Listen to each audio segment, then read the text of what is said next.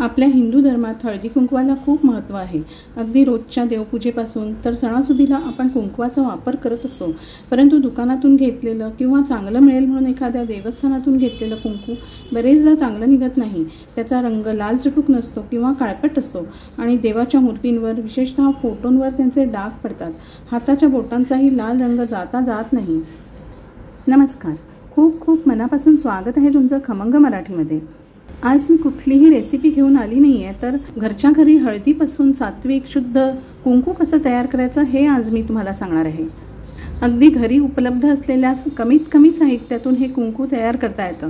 चला तर मग त्यासाठी काय काय साहित्य लागणार आहे आपण ते बघूया।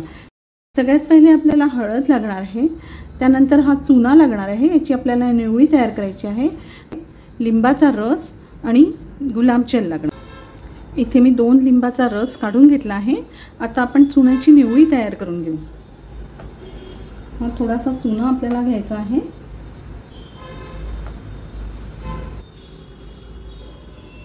यामध्ये थोडंसं पाणी घालायचं आहे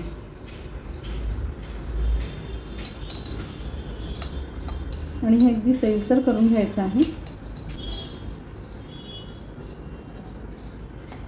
ही आपली चुन्याची निवळी तयार झाली। आता आपण हळदीपासून कुंकू तयार करू। त्याच्यासाठी ही 100 ग्रॅम हळद आपल्याला घ्यायची आहे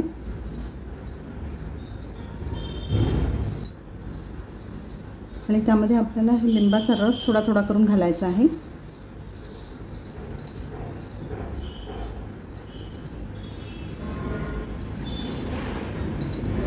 आणि ही चुन्याची निवळी पण थोडी आपल्याला याच्यामध्ये घालायची आहे।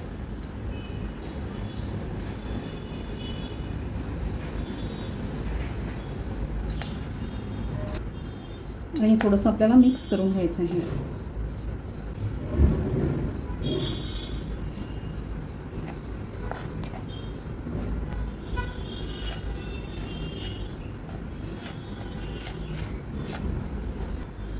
यामध्ये मी अजून 2-3 चमचे लिंबाचा रस घालणार आहे। थोडीशी हळद ओलसर करायची आहे आपल्याला। थोडी चुन्याची निवळी पण मी यामध्ये घातली आहे। तर हे परत मिक्स करून घेऊ। अंदाजाने थोडा थोडा रस आणि थोडं चुन्याची निवळी मिक्स करत जायचं आणि थोडीशी चुन्याची निवळी पण अजून यामध्ये घालणार आहे। सगळी तयार केलेली निवळी, चुन्याची निवळी आणि लिंबाचा सगळा रस मी यामध्ये घातला आहे। तर थोडंसं पाणी ह्याच्यात घालणार आहे, अगदी थोडंसं पाणी घालायचं आहे आणि छान असं चोळून याला मिक्स करायचं आहे। हळूहळू याचा रंग बदलायला लागला आहे, त्याला छान असं चोळून मिक्स करून घेऊ। यामध्ये ही सगळी चुन्याची निवळी मी घालून घेणार आहे आणि अजून अर्धा लिंबाचा रस मी यामध्ये घातला आहे। ते छान मिक्स करून घेऊ।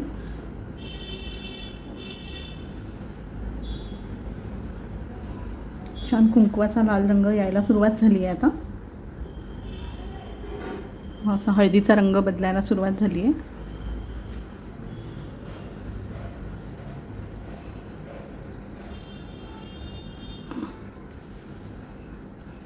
शंभर ग्रॅम हळदीसाठी आपल्याला एवढ्या छोट्या वाटीच्या अर्धा वाटी चुन्याची निवळी लागली आहे आणि साधारण 2.5 लिंबाचा रस मी घेतलेला आहे। आता हळदीचा रंग छान बदलला आहे, लालसर झाला आहे। त्याला आपण चांगलं चोळून मिक्स करून घेऊ। हे आपलं कुंकू तयार झालं आहे। आता आपल्याला यामध्ये थोडंसं गुलाबजल घालायचं आहे सुगंधासाठी। गुलाबजलाने कुंकवाला खूप छान सुगंध येतो।